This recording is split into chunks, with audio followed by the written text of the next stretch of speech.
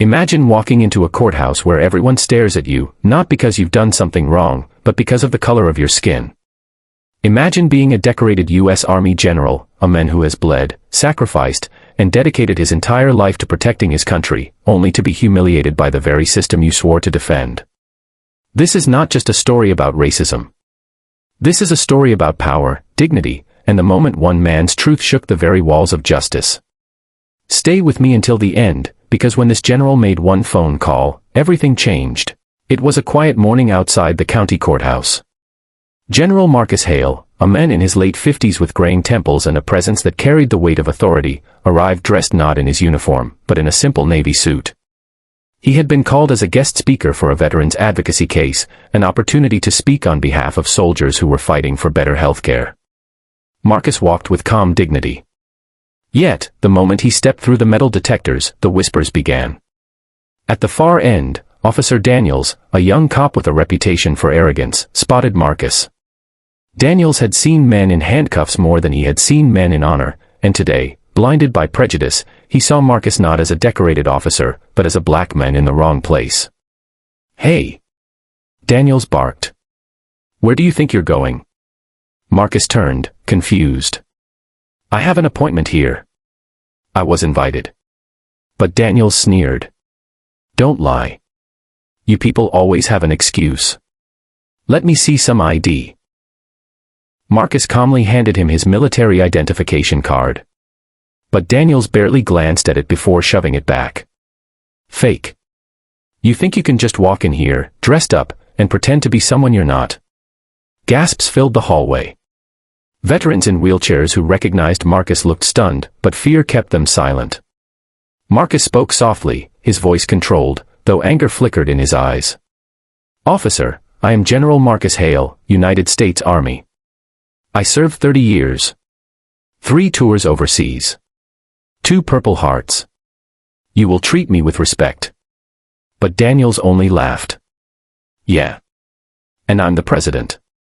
Hands behind your back. Now." Before Marcus could explain further, cold steel cuffs clamped around his wrists.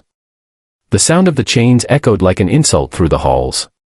The sight was brutal, a man who had once commanded thousands of soldiers, now humiliated in front of strangers.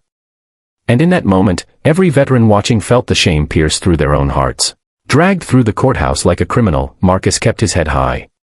Daniels barked orders, pushing him forward as though he were dangerous. Cameras began to flash. News reporters smelled a story, but no one knew the truth. They reached a holding room where Daniels shoved Marcus into a chair.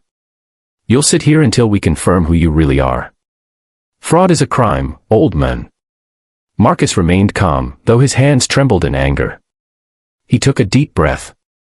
"Son, I've commanded men in the deserts of Iraq and the mountains of Afghanistan. I've seen soldiers die in my arms. You think handcuffs will break me?"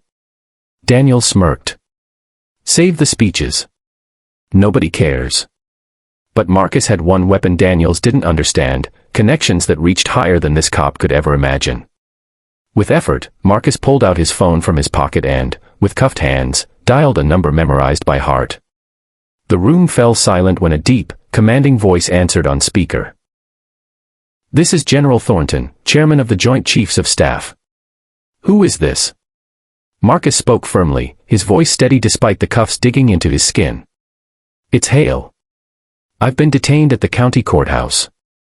A local officer seems to think my 30 years of service were a lie." The silence that followed was deafening. Then came the explosion.